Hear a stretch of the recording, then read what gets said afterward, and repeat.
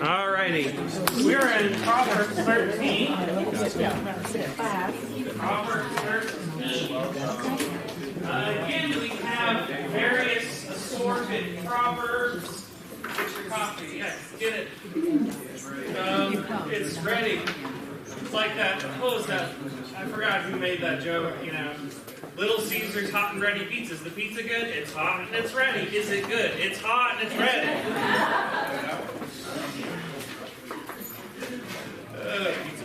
Anyway.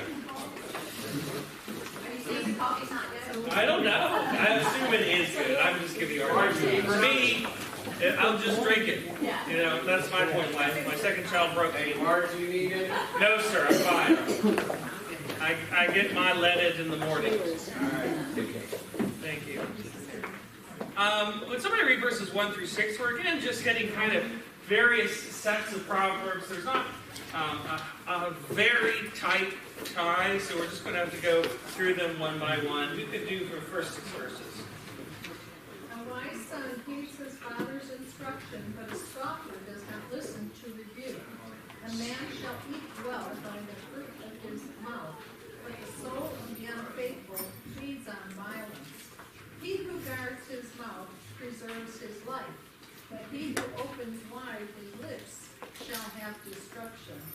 The soul of a lazy man desires and has nothing, but the soul of the diligent shall be made rich. A righteous man hates lying, but a wicked man is loathsome and comes to shame.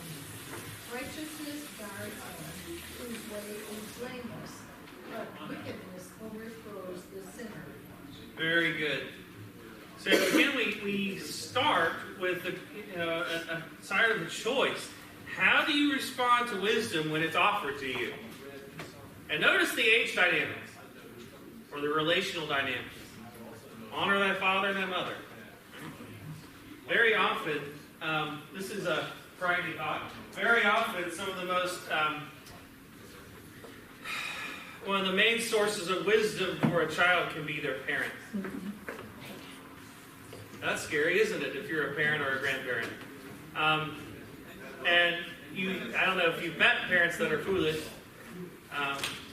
It's not a good thing for the child. But very often our elders are the ones that bring us wisdom because we aren't inborn with the genius by which we navigate the world well. Now, you live in a time and a society and a culture that does not think that way. They think there's an unspoiled genius inside all of us, and society is what messes that up, including the elders. Now, elders do make problems for their children to live with and in. That is also true. However, it is not true that you are a genius in and of yourself. And if you follow your own way, if it's a foolish way, it will bring you to destruction. All right? I don't know if there's some really good. I was thinking of one movie in particular. I'm forgetting its full name. I think it's called Grave of the Fireflies, where it's World War II in Japan, and these two little children are essentially orphaned. They have to go to their, I think, aunt or cousin, and that relative is kind of harsh. They make them work really hard. It's very unpleasant. And so they decide, we're just going to go off into the woods, and make our own way. So it's a little girl, she's barely 3 or 4 or something, and an older boy who's just tired of putting up with these. They were difficult relatives. And they go off in the woods, and guess what happens? The young girl dies. They starve to death. And it wouldn't have happened if the little boy had stayed with his admittedly difficult relative. It's a very tragic. It's a sad movie. It's a very, very sad movie. I know if you want to watch it, it's not a pick-me-up. What? The Grave of the Fireflies? And it's about these children. It kind of endure. It's a cartoon, actually. And it's not happy, but it teaches that lesson, unfortunately, in a negative example. The next thing we'll go to is your words can help you or get you into unnecessary trouble, especially malevolent words. You can eat from the fruit of your lips. What does that mean? You eat your words, but in a good way.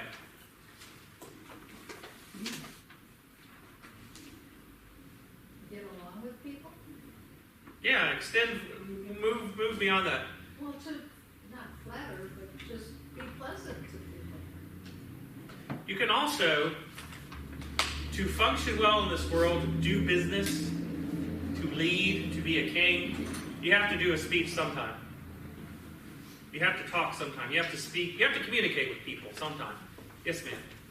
I think the most fruitful words you ever say are, I don't know. I don't know. It's a very fruitful set of words. And other times, just a good word, right?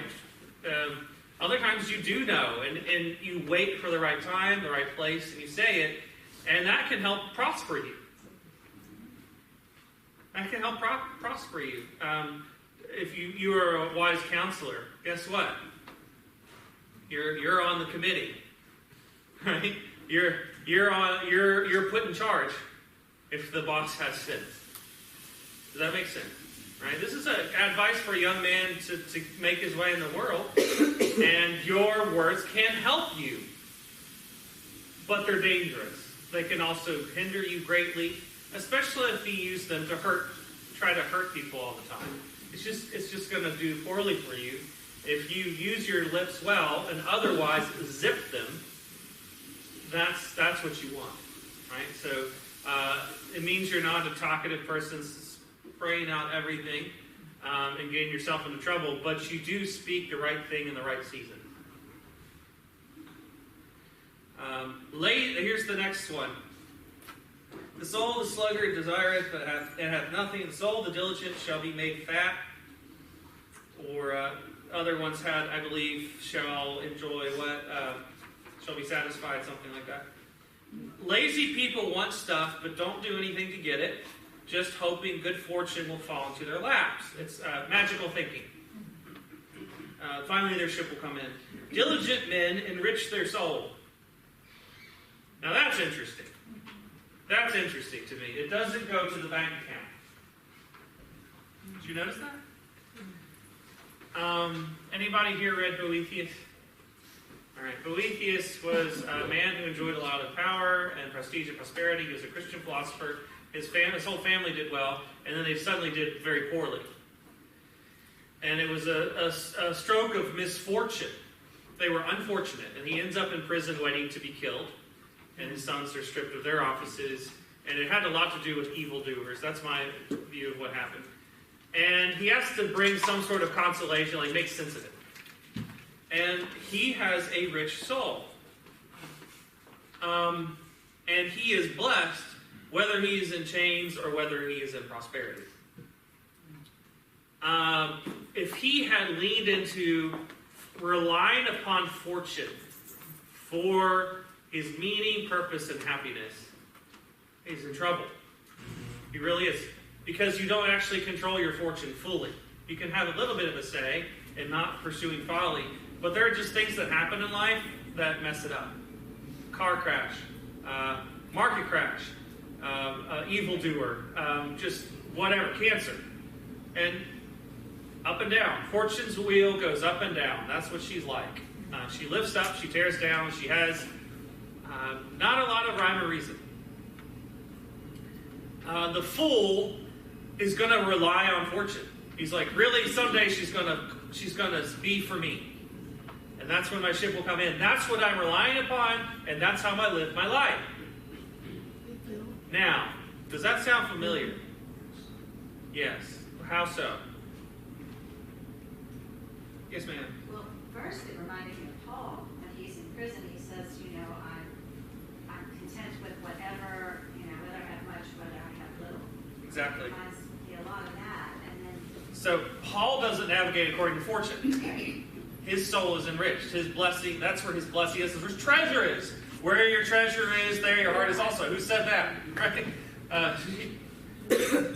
The other thing, though, this shows up with more clarity in situations of poverty because it's so much more visual to see. It shows up in the middle class and upper class too, where you're just magical thinking, hope your boat comes in, hope you stay lucky. Right? That's how lotteries function. Gamblers, casinos, it plays off of, I'm going to live by fortune because there's no way, that's what I want. It's the treasure I want. I'm waiting for magically, I don't want to actually work to get that, maybe, or they're working really hard, they just don't see a way out, and this is the way to maybe have a windfall. And just, Unfortunately, I think as a society, that's how we measure people. That's how we value people too, a lot of times. tell me more. Well, by if they are prosperous. Yes. So that prosperity not necessarily means they're a good person or anything like that, but it's something that so many other people want to achieve. Right. Rather than following what would be identified as a wise person. You know, I mean, you give so many people a choice, this Right. person or this person, and you have the People think struggling rich and wise person versus the very prosperous dimwit, and unfortunately, that's what they do. yeah, because doing the right thing can actually cost you in material terms. And just because a person is wealthy does not mean they are good or to be imitated and followed. And our society doesn't understand that all the time because they mistake fortune, good fortune, for virtue. Achieved it. Virtue, something that's admirable. And it's kind of similar to that saying about a beautiful woman who's full of folly. It's like a pig with a ring in its nose. You know, a rich person without any sense. And it's this ugly thing, and we see it all around us. There's some hands raised. Now, Yeah. I just want to say, in your conversation reminds me, our daughter had an elementary school teacher that says, you know, all these students are waiting for their ship to come in. Well, they never send it out to start. There you I go. thought that was such sage advice. That's- I remember that all these years. Cast your bread upon the water. Yeah. And they never do. They just like hope it's going to land in the lap. And again, hoping in fortune rather than what's the virtue I need, what's the person I need to be. Regardless of whether I get rich or poor, what do I need to be? And actually, if you pursue that, generally speaking, that's a good way, right? And it will prosper you in the long term. It's slower, right? Yeah. This is so interesting. When you look at the text and you're talking about the words of your mouth, Yeah. and how you speak, and then it follows with the soul of a lazy man. Yes. There's something about what you say and then what you do. It's things done and left undone. So it's the words, but if they're empty promises. Mm-hmm. I mean, you might say the right thing, but if you don't have the feet To do it, to yes. do it, that's Yeah. folly. Right, exactly. And out of the mouth spring what's in the heart. Yeah. All right, good. Again and again. Wisdom is moral. Lying will eventually bring you to shame. So you want blamelessness, you want upright living, and that will uphold you and preserve you.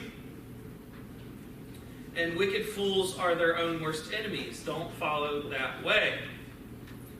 Who here likes It's a Wonderful Life? Right. Do you see how the blamelessness and the upright way of the main character preserves and upholds him in the difficult day? Because when he's in trouble, what does the whole community suddenly do? Right? Pass the hat. He was there for me. And it's really interesting, right? It's one of my friends was observing. That's actually, you've read The Christmas Carol, right, with Scrooge? Scrooge is much like who in that movie? Mr. Potter. So actually, it's the Christmas Carol book for Bob Cratchit. I'll let that one bother you, but be Bob Cratchit. You know, and this is the Christmas Carol for him. He needs to be visited by a ghost or an angelic being to reveal to him what he needs to know. You know, that it was worth it. It was worth it what he did, and all these things he said no to, all these things he sacrificed and said no to himself. You know, the person who says no to themselves over and over again, it's the right thing to do. They're following their duty, and that can get you tired because you see everybody else's ship coming. And what I love about that movie is it illustrates, the actual riches that you want, and to actually rejoice in what others do enjoy in terms of when their ship comes in, but also understanding you have a ship, especially as family. We find out, but there you go. Verses 7 through 12. Anybody want to read those? There is that maketh himself rich, yet hath nothing. There is that maketh himself poor, yet hath great riches. The ransom of a man's life are his riches, but the poor heareth not rebuke. The light of the righteous rejoiceth, but the lamp of the wicked shall be put out. Only by pride cometh contention, but with the well-advised is wisdom.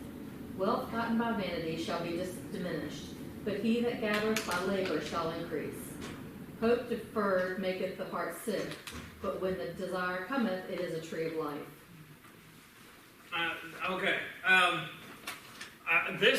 love these ones. These ones are really neat. Verse 7, that's a deep one, isn't it? There's him that maketh himself rich, just has nothing, maketh himself poor, yet has great riches. What is that about? Yes, ma'am, Lori. It's understanding the difference between blessings and fortune. Mm-hmm. Yeah. So, again, Bolethius, that great Christian philosopher, this was his wellspring, right? It's this, yeah, you can have a lot of money, you have a big bank account, you have a big house, big cars, but true blessing, true wealth has more to do with what, right? What you are. And there are heavenly blessings. Yes. Well, it's also, to me, how you define wealth and blessings. If your compass is pointed to the right thing, it isn't the money and the material stuff. It's what matters. Let me be a little cheeky. I like to do that occasionally. The prosperity gospel guys would be right if they didn't promise material prosperity and ask you for their money. If they understood it to be the spiritual blessing, the blessed state, the good life, what they're offering, what they're saying about what God says about that is mostly true. Mostly. I need to double check some of the... Actually, I don't want to. I don't like listening to them. But you understand what I'm saying. There are blessings in store for the saints. They're not always in your wallet. Very often they're not, if you read the Bible. And there are other times where they are. You think of Job, right? He loses it, he gets it back. Again, insightful, right? And you want the thing that's really most valuable. To see how Solomon...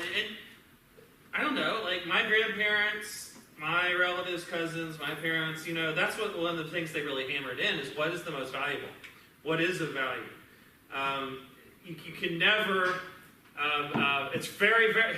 I can say that you never, but almost never... Once you've lost your character, right, especially in lost people's trust,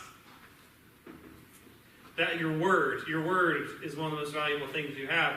It's not your retirement account, and that's hard to remember when your bank account is threatened and your paycheck is threatened, and your business is threatened, and it's very hard. And I don't want to make light of that, and that's why the Bible is telling us this. Because there are things that are worth more than gold. Particularly a wise wife. She's more valuable than rubies even. Verse 8. This is one of the dark sayings, I'd say, because it's not immediately obvious, at least to me. The ransom of a man's life are his riches, but the poor heareth not rebuke. All right. What does this mean? And anybody have ideas? Is it immediately obvious to them what this proverb is about? What is the point of this proverb? Yeah, me. I didn't either. So that's time for a little bit dig around. Let's get our spade. Connected with verse 7 a little bit too. What led to such a saying as this? This is a commentator. This is Murphy. Yeah. It is because they are wealthy that the rich have reason to fear for possible losses. For example, that some would try to deprive them of their wealth. When they get entangled trying to extricate themselves, although they have the means for this. But the poor, precisely because they are poor, do not even merit a threat. They are safe because they have nothing to pay with. So although their financial condition cannot compare to that of the rich person, they are in a sense free of the worries of the wealthy. They have nothing and ironically have nothing to lose. The two examples seem to balance each other without implying that one is better than the other. Yeah, Sarah. The way I was thinking about it is if somebody values material things and that's how they define themselves and their success, then they are at risk of losing all of that as it goes. But when somebody values their faith and knows that that's what's most important, you can never take that away from that person. Exactly. That's like, in a sense, Solomon says, well, if you're rich, you're the one who's going to get kidnapped. You're the one who's going to face big losses. That's the risk. That's the risk of being a rich person, generally. On the flip side, a poor person, they don't have to worry about that. And so, if that's the case, if riches have their own burden with them, and there's a freedom one way, it's kind of what is the most important thing. And you're talking about faith. I think that's really important to remember. Brad, I saw a hand up. Yeah, I think in this context, though, the ransom of a man's life, Yes. the idea being that your wealth is your idol, Exactly. and you have given up eternal life because of it. Exactly. That's one way you could interpret it, yeah. Sorry. Not exactly on that, but I had a gerontologist tell me when my mother was entering into dementia that poor women have a lot less trouble with it because they don't sense the huge loss that someone like my mother did. Right. They're not aware of what they're losing. They're not aware of what they're losing. And that's the fear, right? You're afraid. You have more fear to worry about now. You're more vulnerable as a poor person in a sense. There's nothing to lose. And I don't know, if you grow up in a small town where everybody knows everybody, you understand the freedom of the poor person in town. If they're not addicted and they just choose a certain lifestyle, they don't want to deal with all the hassle. Free spirit, maybe, a little bit more free than I am, but you have to have, I think Southerners are particularly helpful and understanding. There are just people that want to live that way, and you let them be, and you don't judge them too harshly for it. That's the way they want to be. They want to loiter around and live an easy life. Mountain Dew on a Friday, that's what they want. Peanuts and Coke, sorry. Get your Planters peanuts with the Coke, that's your life. That's a good day. Sure. He's got freedom there. He can go and do what he pleases. Others are tied down, and they are the ones that are actually a target for all sorts of things. But another translation I rather liked what Kidner did. A rich man may buy off his life. A poor man can ignore the robber's threat. That's a more dynamic equivalence rather than literal translation that I think is actually helpful. You can translate it that way. A rich man may buy off. So they're both, in a sense, they've got a good thing going. The rich man has his riches to ransom his life back. The poor man has, he's left alone. He's a nobody. And it's what's interesting is who kind of doesn't have either one is the one that's in the middle. Very interesting. That could be a source of anxiety. But anyhow, I'll leave it there. The same. What? In the end, they both end up the same. That is important to remember, and that's what right? If you tie, this is the same book that Job is and Ecclesiastes are. And so, naked you came from your mother's womb, naked you will return to the earth.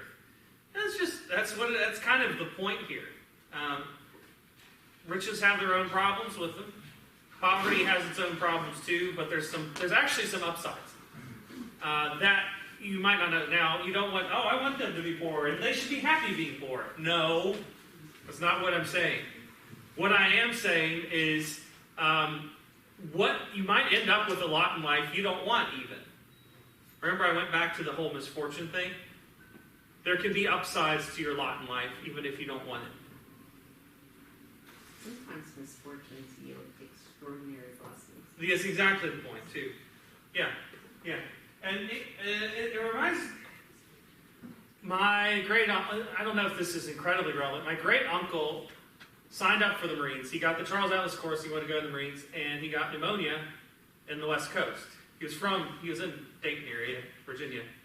And goes called to the West Coast. He's ready to fight. He's ready to fight for his country. He has pneumonia, is in the hospital, and he didn't want to do that. He wants to go fight, right? He wants to be a Marine, and his whole unit gets shipped out.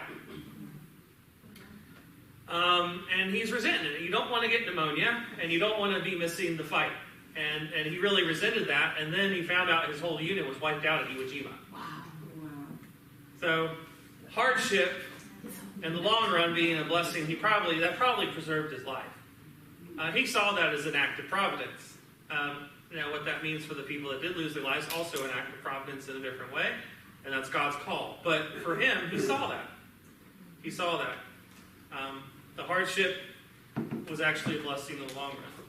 And that can happen too. It's just, you need to expand your horizons more than bank accounts and who seems to be getting lucky. Who's getting lucky? There's a good, actually, Brian, is Brian here? His son wrote a book, How to Be Unlucky, which is good. How to Be Unlucky, because that's me. I have the worst, just about the worst luck. If there's going to be anybody who's going to be having bad luck in a group, it'll probably be me. And so how do you live that way, if that's you? I know a lot of people you should meet. You know a lot of people you should meet.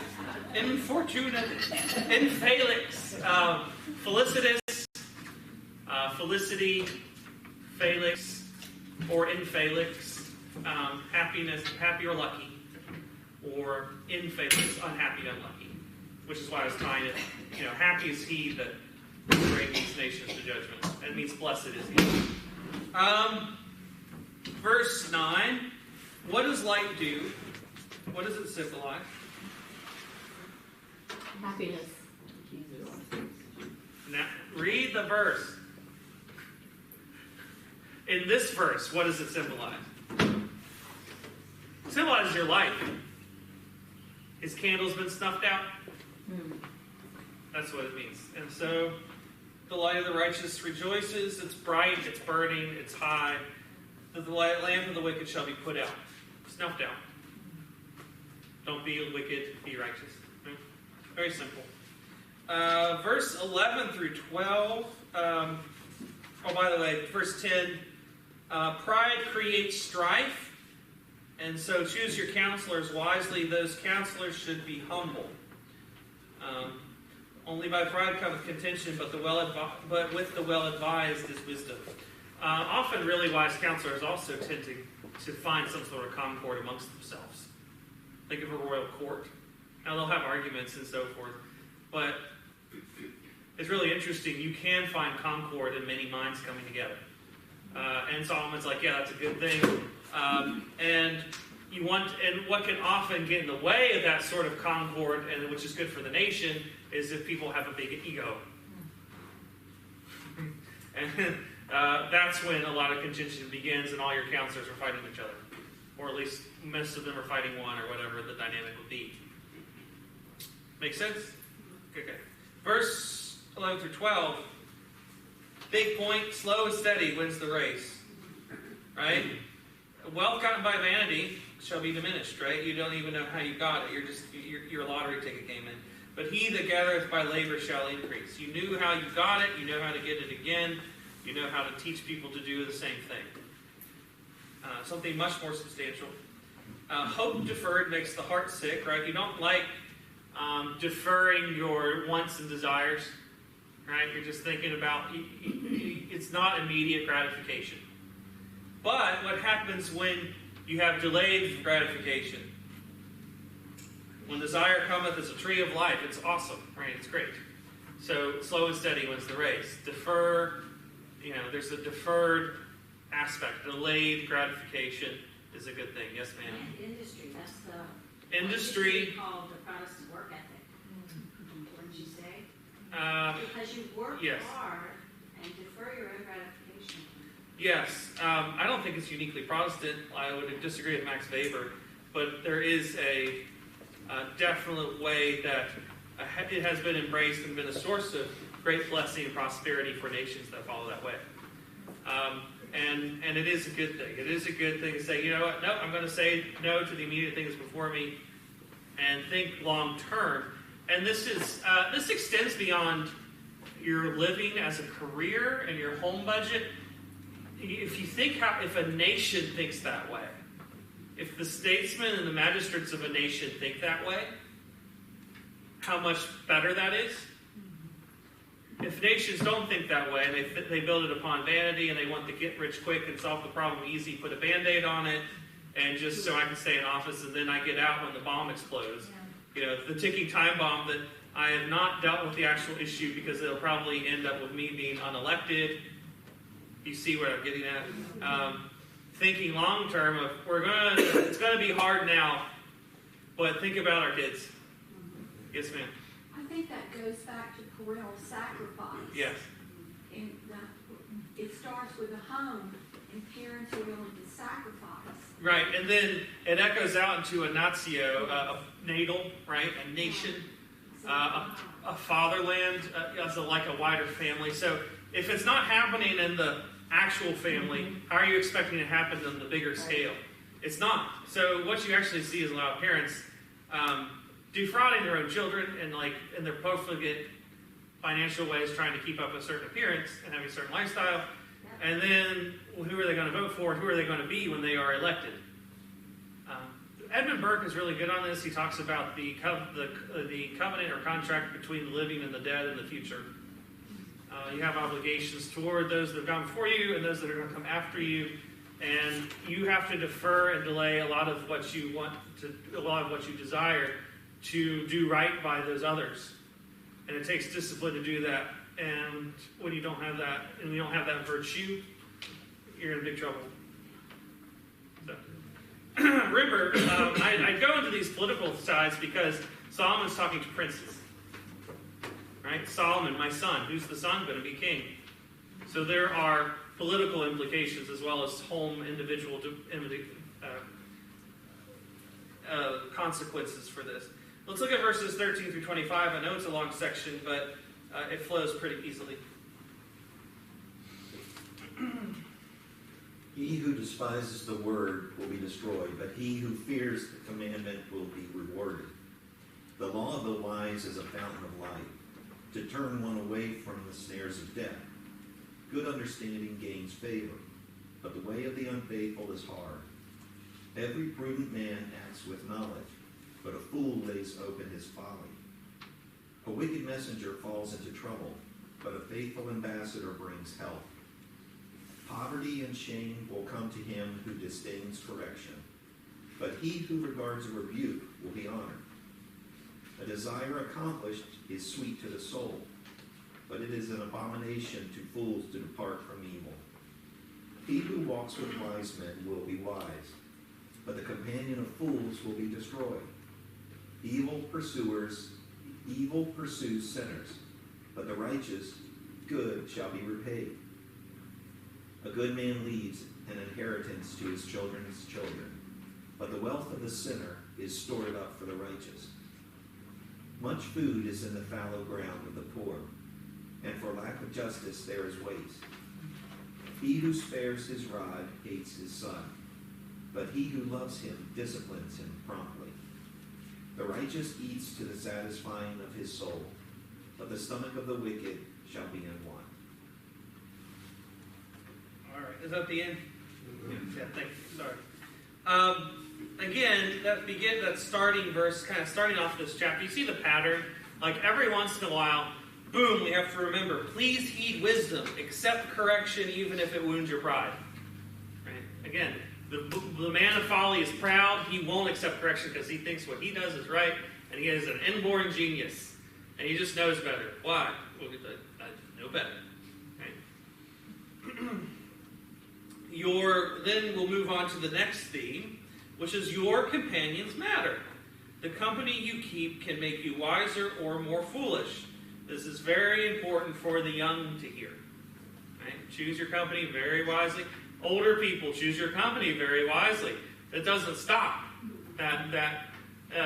Your group of buddies might just go off the rails. It's just like, I can't hang out with you all the time anymore because you're just going off on this way. And that can be a little bit more painful, I think, because it seems like it can be harder to make friends when you're an older person. Sometimes not. It just depends on your circumstances and everything else. But I think young people in particular can forget this. And it's really neat. It's really neat when you find young people that are on their way to wisdom and they come together. So, you find younger men, starting out in life, giving good financial advice, right? This is going to be a good thing. I remember, somebody saying, you should add Amazon to your stock portfolio. Like, it's already so expensive, let's go get a lot more. And I didn't follow him because I didn't have money to buy those stocks. But it would have helped me a lot, right? These are good things. And this was a guy who's only a year or two older than me, right? That's good. I mean, that's a good way. That's a financial advice thing. But then you think of parents think about how do we raise our kids? What do you guys do, right? and talking to their parents, talking to their peers, because we face different challenges now, right? We got these little glowing rectangles everywhere. My parents did not have to deal with that. This came out when I was in college. Remember when the iPhone came out? And the first guy to have a smartphone. And I don't even think you get on the wireless, or he could, maybe. It was woo, right? Brand new. So parents now, if they want to be godly, wise parents, they have to deal with this new thing. So who do you talk to? You talk to younger parents trying to be wise for their children. And your parents and grandparents can also say, no good's going to come from that. Right? A lot of them do. Others don't. I actually met a lady's like, oh, our kids are so smart. They just know how to punch those buttons and make it work. And I'm like, yeah, but they don't know how to throw a baseball. But she was really impressed, that her daughter could, this little 3-year-old, 4-year-old could fiddle on an iPhone. I'm like, you're being impressed by the wrong thing, and it's not wise. And I would choose the advice of my younger peers over that older woman. Company you keep matters. Yes, ma'am. I have been very obnoxious in the fact that all of this bothers me so much. Yeah, yeah, me too. I get so many emails about young mothers and all these electronics. Yeah. And what I have done that's obnoxious is I will see somebody strolling their baby, but they're on their smartphone. And neurologists have proven that the child's mind, there's a separation from the mother. Yeah. It interferes with the neurological development of the child. And I have actually gone out my front door and said something to 2 people trying to be tactful because it bothers me. But they think, that even giving their child the smartphone to look at for a few minutes, they're being a modern, good parent. Buy them that gaming console. Like, they're always complaining. They're always playing video games all the time. It's like, who gave them the Xbox? Yeah.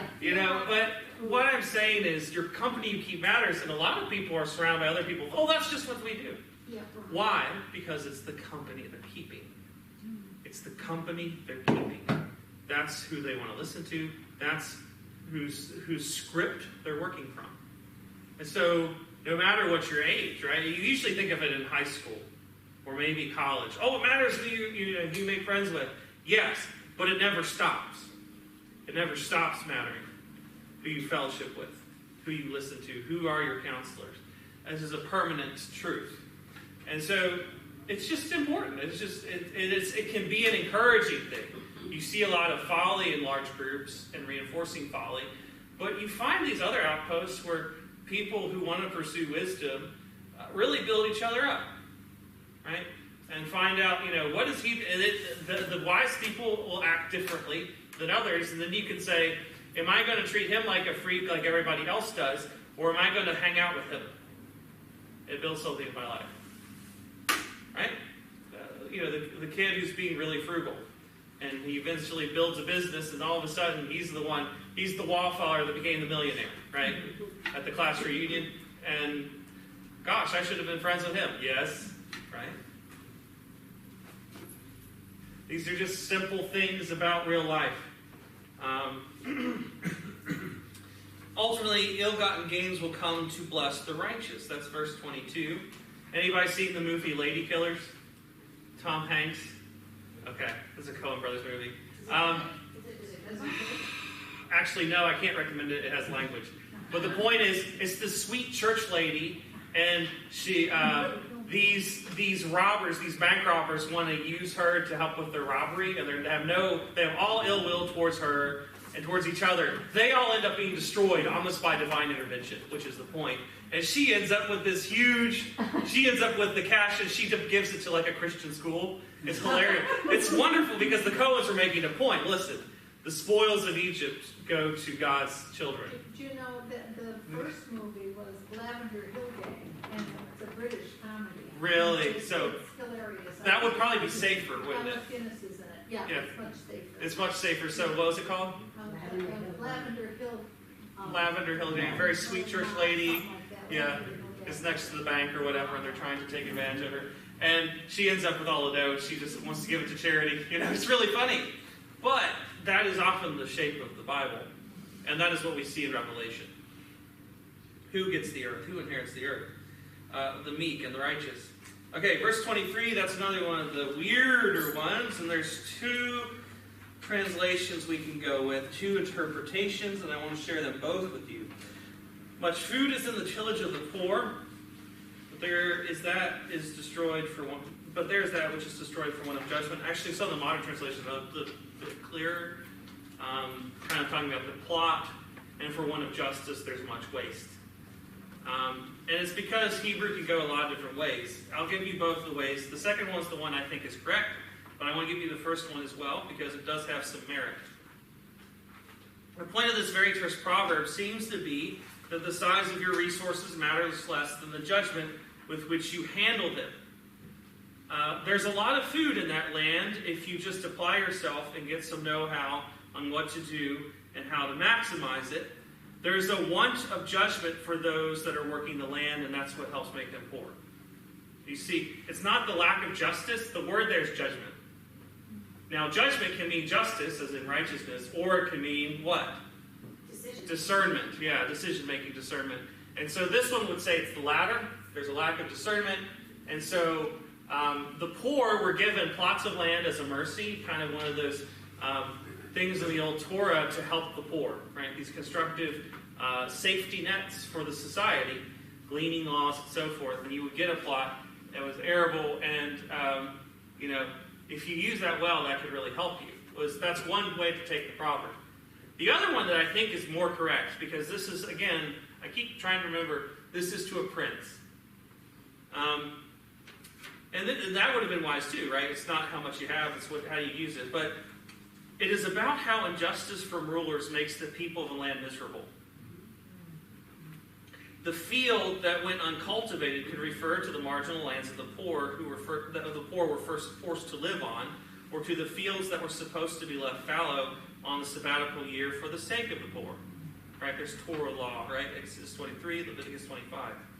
In the latter case, right, the lack of justice was the failure to observe the command. Right? There's certain laws in the Torah to help the poor, those who are vulnerable. I talked about Marx and how he hated church socialism because the church in many ways carried on these policies and the agricultural existence that humanity had for so many years. There's a want of judgment for those that rule those that work the land. I tend to favor this interpretation. Disastrous policies by foolish leaders make it hard for the little guy and are bad for the whole nation. It's a waste that could make the land more prosperous. Right? It's actually wasteful to mistreat the weak and the poor. You actually lose a lot of potential. Yes, ma'am. This whole thing with windmills that move onto really poor farmers' lands. Right. And the sound, and they're not working, and it's a huge debacle. Mm. But it takes advantage of people that can't fight. Can't fight the system. Right. And I was thinking the enclosure movement. Kick people off the land that were working it and making a life, kick them off to grow your sheep. And now where are they going to go? Well, I don't care. Yes, you should care. He's your neighbor. You just removed his way of living. But I want to get rich. Well, which is going to be better? Well, we're just going to stuff everybody in the city like tin cans and see what happens. I mean, that's what Karl Marx rolls through, and he sounds credible because of the way he treated them. Stick him in a factory.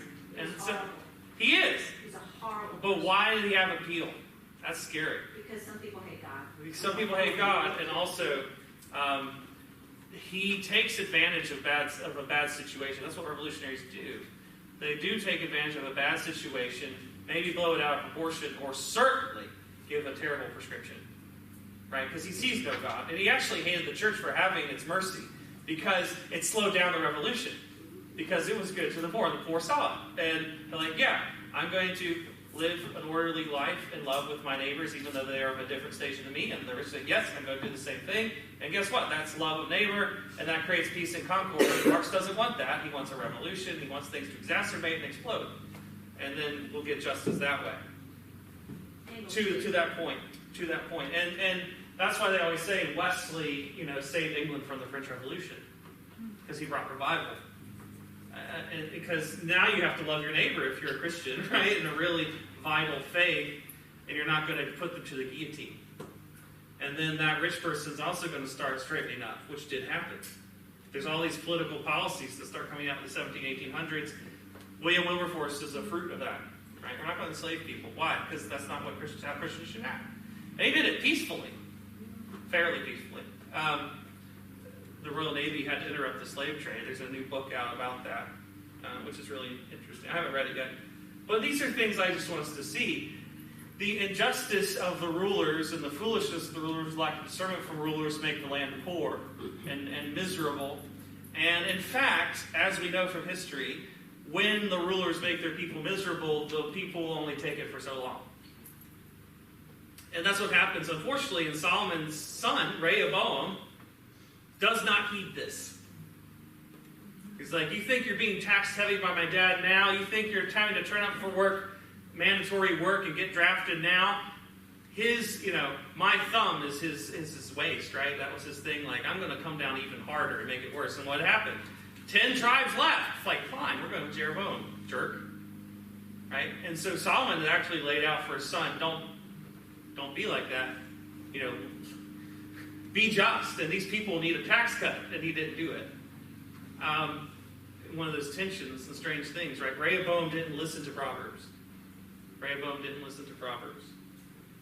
He says, he took the wrong advice. Who did he do? The people he hung out with, the young men. And he should have listened to his dad's counselors. They should have been his friends. They should have been his company. Aha! It all goes together. Yes. The next one, if parents truly love their children, they will chastise them. He that spares his rod hates his son, but he that loveth him chasteneth him betimes. We have a lot of parents that hate their children today. So, I think that's understandable, right? People have a hard time saying no and bringing discipline. And because they want to be the child's friend, it seems we want their approval. And that's not a wise way to live, and that's not what they need from you in terms of the duty of love you have towards that child. That doesn't mean you're heavy-handed and a jerk and frustrate the child, as Paul warns against. But it does mean that you must have, you need to set those ground rules, you need to set those fences. It's for their safety, it's for their good. And again, you give them more and more freedom and more responsibility as they grow, right? It's kind of on a trajectory. You can't clamp down when you've been freeing them up. You try to clamp down all of a sudden, too late now, and it's going to go very bad.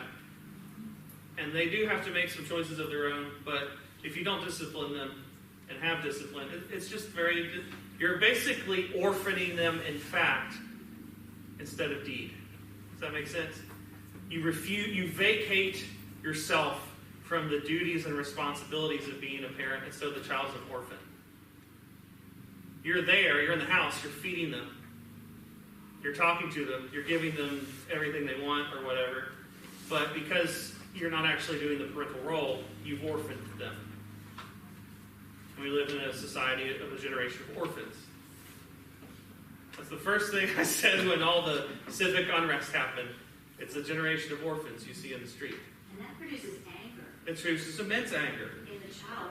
Because I don't know if they realize this fully, but they haven't been loved. Well, they're illegitimate in some way. And then they have to fight for themselves. A word that starts with a D that's not a very good Well, word. that's true. Because there's also not just the dissolution of marriage, there's also the fact that we have this very individualistic conception of you have to be out for yourself and struggle and grit your way through it. Go through the Hunger Games. Go through this obstacle course we put together, the SAT, the SOL, and you're on your own. So there's kind of this really interesting thing where we have sort of sweet, nurturing kind, but also there's an ugly side to it too. You're on your own, kid, but it's a lack of love. It's disorder. We're in the wrong places. Yeah, it's some. I need to think more about that before I say more. But I'm thinking there's a really interesting contradiction here where people are super indulgent and will never discipline and love the child that way, but they also put them through a meat grinder, especially when they hit high school and college. Yeah. Yeah. They interpret not taking their child to church and, bringing them up as a Christian. They will choose when they get older. Yeah. I hear that all What the time. what a abandonment of important duty. The best thing you can give to your child is Jesus. And the structure, have it for me. Yeah, but give them Jesus. Like, introduce them to Jesus. If they later want to leave, they will leave. But as a wonderful, there's no treasure greater. It's the pearl without price, the gospel, the kingdom of heaven. And some parents are like, they'll decide whether they want that or not. Like, you gave them the English language, you gave them American nationality, you gave them their last name. They didn't ask for any of those.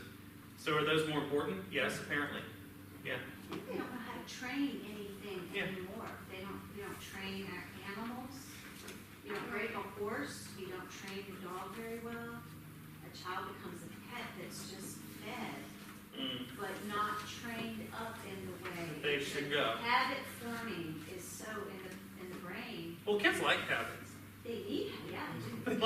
Like whenever the habit of the day, if we have to go on a trip or do something interrupts with the routine of the day, what happens? Hell breaks loose in my house, whether I want it or not. Like it was an emergency or we had to take a road trip or whatever. It's like, Yeah, because it's good for the child to have those patterns. We're made to have patterns. they feel safe. And this is why it's good to be an Anglican. You have these liturgical patterns. I think there's not actually a contradiction in the overindulgence in the meat grinder thing because it all has to do with the focus on the superficial priorities. Yes, yes. It's all on the focus on the superficial priorities, which is what we've been talking about: fortune versus the real things that matter, the real wealth, the real riches, not the superficial riches. There we go. The evil are never satisfied, the good eat their bread with gladness, right? There's nothing better than enjoying the fruits of your labor. That's part of the joy. Like, you like vegetable garden? Who else vegetable gardens here? Just the joy of, I grew this tomato. It's the first one of the season. I put, it's great. And that's actually what Ecclesiastes says. There's nothing better, right? Love the wife of your youth. You've lived together, had this story together. You've built something. Eat the fruits of your labor while you're still alive. You're going to die, but enjoy it today. A little grim, but is it not so? Is it not so? Feels good. I always liked a Friday. It always felt like we had chores and schoolwork and all get done on Friday, and then the rest on that day just felt great. TGIF, as they say. But part of that is there's something natural there where I've worked, and now I'm going to start enjoying some of the fruits of that work, hopefully. Any other thoughts, questions? I know we went a little long. Yeah.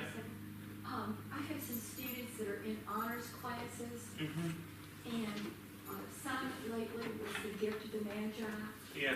and did not know what the Magi, did not even know when Christmas Day was. I asked, and then another student, I asked Nativity, we were working, I was explaining the history of Halloween, didn't know, she says, I think I've seen that picture. It's amazing how there's no foundation of Christianity to apply to this literature, that I have to go back and I say, I'm not asking you to believe in this, but one has to understand this to understand the literature we're studying. Yeah. And they don't have Because that Christianity has created a world. Right. This is a world. Christendom. There's a world, and you can actually give a person an inheritance of a world, regardless of what their tribe or tongue is. You have an inheritance of faith. Actually, one of our churches, that's how they proceeded. They were a lot of an immigrant population. Like, I don't know what to give them except how to be a Christian. Here's the Christian heritage. And to form you as young men and young women, because they had a school attached. That's what you need. And this is why I think the age we're in is the age of the black coffee Christian, where you are what you are and you're it 100%. In terms of Anglicanism, all of that stuff about Magi, Christmas, all of it, the feasts and the fasts, the whole inheritance is there. If you're at a church that does not honor and value those things and really teach them and embrace them and practice them, the child is going to go with the rest of the culture, even if they're at a otherwise faithful preaching church. All right? You need more than just a good lesson from the pulpit and in the teaching. It's a whole life. It's a world. It's I don't know how else, well, I have a few other ways to put it, but this is why it's really good to be what we are right now. Because you need all of that. You need a strong cup of coffee. Right? You need a strong cup of coffee right now because there's so many other forces that are prying away that which is such an immense blessing. Right? Magi, Epiphany, Lent, all of it. And the joy we can have in that. Right? It's really fun to be a Christian. Not in the ball pit fun, but the joy we have in our salvation, the way we participate in that, and how we honor our time with our practices and our treasure and talents. All right, I went off on a rant again. But there's been an active taking away that world by the yes. modernists and by the Marxists. Yes. Taking the Yes. literature out of schools. It's been constant for 35 yes, years. and finally people are waking up to it. Some people are. Some people are. And it's encouraging. It's encouraging to see that. That some people are like, oh, this is terrible. Yes, it's been terrible for a while. Welcome to the team, you know. Hope. But If there's anything good that has come out of the pandemic, is the parents finally care a week yes. what the teachers are teaching their kids. Yeah, absolutely. Okay, let's pray. Father, we thank you for the wisdom of your word. We thank you that it lays out for us important principles of the company we keep and how parents can love their children, how we are to control our tongues, how we can treat our neighbors well, and how we can be a blessing to them. We ask that we would embrace this and live this out in our own life and not care so much about the superficial things, the unimportant thing, the materialistic things that are actually immaterial in the long view of things. We ask that we care about the things that matter, that are the true wealth and riches and what is truly worthy of pursuit. In Christ's name we pray. Amen. Amen.